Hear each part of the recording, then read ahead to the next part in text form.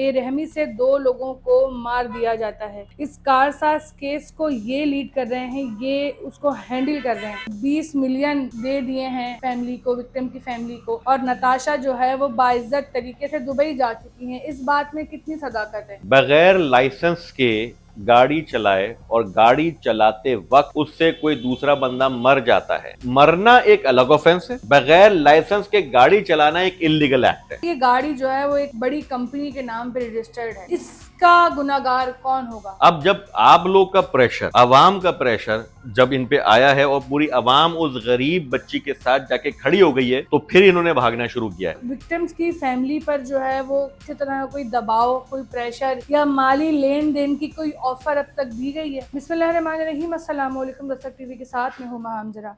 नाज़रीन, इस वक्त मेरे साथ बैरिस्टर उज़ैर गौरी साहब मौजूद हैं, जो कारसाज केस है जिसमें बड़ी बेरहमी से 2 लोगों को मार दिया जाता है। इस कारसाज केस को ये लीड कर रहे हैं, ये उसको हैंडल कर रहे हैं। केस के हवाले से काफ़ी सारे रूमर्स हैं कि नताशा पाकिस्तान छोड़ के दुबई भाग चुकी है, नताशा को विक्ट्री मिल गई है। ये काफ़ी सारे रूमर्स हैं जो इस वक्त सोशल मीडिया पे काफ़ी ट्रेंड कर रहे हैं। ये बातें किस हद तक सच हैं और केस अब तक कहां पहुंच चुका है, जानते हैं इनसे। अस्सलाम वालेकुम। वालेकुम सलाम जनाब। सर, बताइएगा कि सबसे पहले तो ये जो रूमर्स चल रहे हैं सोशल मीडिया पे कि जो है वो 20 मिलियन दे दिए हैं फैमिली को, विक्टिम की फैमिली को, और नताशा जो है वो बाइज्जत तरीके से दुबई जा चुकी हैं, इस बात में कितनी सदाकत है? ये तमाम की तमाम बातें झूठ हैं, ये र्यूमर्स हैं। 1 रुपया ना लिया और ना ही लेने की कोई नीयत है। और जहाँ तक वो बाहर जाने की बात है, ये भी बात एब्सोल्युटली फेक है। इस बात में कोई सदाकत नहीं। जिस दिन रिमांड पेश हुआ था उसी दिन लड़की को आइडेंटिफाई करने के बाद जेल कस्टडी कर दिया गया था। लड़की की कोई बेल नहीं हुई है। यहाँ तक कि उसकी एक तस्वीर लगा दी जा रही है कि विक्ट्री का निशान। बिल्कुल ऐसे ही है। भाई, वो अगर आप तस्वीर देखें तो उसके पीछे जो कोर्ट लिखा है वो कोर्ट पाकिस्तान का है ही नहीं। वो पता नहीं कहाँ से तस्वीर ला के सोशल मीडिया पे चला के अफवाहें फैलाई जा रही है। इस बात में कोई सदाकत नहीं है कि वो दुबई भाग गई है। सर, केस के हवाले से थोड़ा ब्रीफ कीजिए, क्योंकि लोग कह रहे हैं कि केस कमज़ोर हो गया है, जितने भी ऑफेंसेस लगाए गए हैं वो बेलेबल हैं, ये कुछ दिन की कहानी है, फिर वही होगा कि इंसाफ नहीं मिल पाएगा और ताकतवर की जो है वो फतह हो जाएगी और कमज़ोर वैसी इंसाफ की उम्मीद में बैठा रह जाएगा। ये बात भी बिल्कुल गलत है कि केस कमज़ोर हो गया है। बल्कि मैं ये कहना चाहूँगा कि केस अब जो है ना मजबूती की तरफ बढ़ रहा है। जितने भी एविडेंसेस हैं, जिसमें हमारा मीडिया के जो वीडियो एविडेंस जो होता है, दैट इज मीडिया एविडेंस 164 कानून शहादत का, उसके ऊपर बहुत अच्छी तरीके से अब काम होना शुरू हुआ है। मैं कोशिश कर रहा हूँ कि किसी तरीके से डीवीआर वगैरह भी कलेक्ट करवा लिया जाए। देखिए, अगर मैं दूसरे एंड पे वो बात करूँ कि टेस्टिमनीज और विटनेसेस हैं, आईओ को हम मुसलसल पाबंद कर रहे हैं। आईओ को हम बोल रहे हैं कि जाओ और जाके जो इंडिपेंडेंट विटनेसेस हैं उनके बयान लो। एक विटनेस मैंने खुद दे दिया है, शुएब, जो वहां पर मौके पे मौजूद था, जिसकी वीडियो भी आई हुई है। इसके अलावा गाड़ियां ऑन रिकॉर्ड हैं, जिसका अपने आप अभी उसके रिपोर्ट्स आ जाएंगी, गाड़ियों की भी रिपोर्ट आ जाएगी, मेडिकल भी ऑन रिकॉर्ड आएगा अभी। तो मैं ये कह रहा हूं कि हमारे पास सफिशिएंट एविडेंस अवेलेबल है, जिसके तहत इंशाल्लाह ताला हम इसको कन्विक्शन करवाएंगे। और सेक्शन 1 ऑलरेडी ऐड हो चुका है, 322। इंशाल्लाह ताला इसमें 114 भी ऐड करवा देंगे। सर, ये 114 क्या है? मतलब ये किन सूरत हाल पे जो है वो डाला जाता है और इसकी क्या सज़ा होती है, और ये इस केस में कैसे लगाया जा रहा है? देखिए, 114 क्या है? अगर एक बंदा बगैर लाइसेंस के गाड़ी चलाए और गाड़ी चलाते वक्त उससे कोई दूसरा बंदा मर जाता है, तो मरना एक अलग ऑफेंस है। बगैर लाइसेंस के गाड़ी चलाना एक इलीगल एक्ट है। तो सही। एक इलीगल एक्ट की वजह से अगर कोई ऐसा ऑफेंस हो जाए जो कि सामने वाले की मौत का सबब बन जाए, तो वो कत्ल बिन सबब कहलाता है, 322। ये जो इलीगल एक्ट यहां पर जो लिखा है, इस इलीगल एक्ट में वो आदमी जिसकी गाड़ी है उसने एक तरीके से मदद की है सामने वाले की। किसकी मदद? जिसको उसने अपनी गाड़ी दी है, तो उसने उसकी मदद की है, तो ये अबेटमेंट प्रिंसिपल में आ जाता है। तो 114 इस वजह से लगता है कि आपने इलीगल एक्ट की कमीशन में सामने वाले की हेल्प करी है। तो इसकी सजा 114 की उतनी ही है जितनी 322 की सजा है। अच्छा, ये गाड़ी जो है वो एक बड़ी कंपनी के नाम पे रजिस्टर्ड है, तो इसका गुनाहगार कौन होगा? अच्छा देखिए, कंपनी का अगर मैं बात करूं तो कंपनी एक सेपरेट लीगल एंटिटी होती है और वो एक प्रिंसिपल कैपेसिटी में होती है। उसके जो एजेंट्स होते हैं वो सीईओ वगैरह होते हैं। सीईओ और बोर्ड ऑफ डायरेक्टर्स उसके एजेंट होते हैं। इसका सारा का सारा रिकॉर्ड आपको मिल जाएगा सिक्योरिटी एक्सचेंज कमीशन पाकिस्तान से, जहां पर कंपनी सारी रजिस्टर्ड होती हैं। अच्छा, ये जो कंपनी की मैं बात करूं तो कंपनी ने अपना एक अथॉरिटी लेटर दिया होगा और उस बंदे को दिया होगा जिस बंदे को गाड़ी अलॉट कर रहा है। अब अलॉट उसने या तो टोटल 100% की होगी या 50% की होगी, ये डिपेंड करता है। खैर, उसको अलॉट किया है। जिस बंदे को अलॉट हुई है उस बंदे का रिकॉर्ड आराम से आ जाएगा, एफबीआर से भी निकल आएगा, एसईसीपी से निकल आएगा, कंपनी के रिकॉर्ड से निकल आएगा। उसका रिकॉर्ड आ जाएगा और अपने आप क्लियर हो जाएगा कि ये बंदा जो है असली मुल्जिम है। अच्छा, शुरू से देखने में आ रहा है कि बड़ा हाई प्रोफाइल केस है। एक तरफ जो है वो पलड़ा बहुत ज़्यादा भारी है और एक तरफ जो है वो बहुत ज़्यादा हल्का है। अब जब आप लोग का प्रेशर, अवाम का प्रेशर जब इन पे आया है और पूरी अवाम उस गरीब बच्ची के साथ जाके खड़ी हो गई है, तो फिर इन्होंने भागना शुरू किया है। वरना आपको पता है कि ये अमीर तो कुछ भी कर देते हैं। तो वो गरीब की बच्ची के साथ जब पूरा पाकिस्तान खड़ा हो गया और पाकिस्तान ने उसको माना कि वो हमारी बेटी है, तब जाके इन पे प्रेशर पड़ा और इन्होंने काम करना शुरू किया। वरना इनकी तो पूरी कोशिश ये थी कि पहले दिन इसको बेलेबल बना के इस लड़की को बाहर लिया है।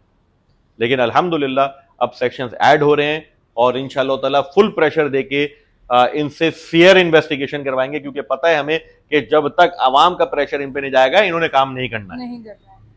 सर, विक्टिम्स की फैमिली पर जो है वो किसी तरह का कोई दबाव, कोई प्रेशर या माली लेन देन की कोई ऑफर अब तक दी गई है? देखिए, मेरी बात हुई थी कंप्लेनेंट से, जो इस केस के जो मुद्दई हैं उनसे मेरी बात हुई थी। उन्होंने इतना कैटेगोरिकली मीडिया पे आके मना कर दिया है कि मैं नहीं चाहता इनका कोई भी फैमिली मेंबर मुझसे कांटेक्ट करे और मैं नहीं चाहता कि किसी किस्म की मुझे रकम की ऑफर हो। ना हम एक पैसा लेंगे, ना हम किसी से कांटेक्ट करेंगे।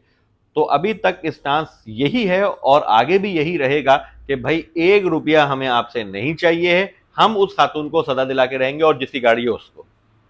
अच्छा सर, नताशा के हवाले से जो है वो बहुत सारी चीज़ें हैं। ये तो क्लियर हो गया कि वो मेंटली डिसेबल नहीं है, वो किसी भी जहनी दबाव का शिकार नहीं है, वो मेंटली बिल्कुल परफेक्ट हैं। लेकिन अभी तक ये चीज़ सामने नहीं आई कि आया वो उस दिन नशे की हालत में थी या नहीं। देखें, ये मेडिकल रिपोर्ट अभी अवेटिंग है।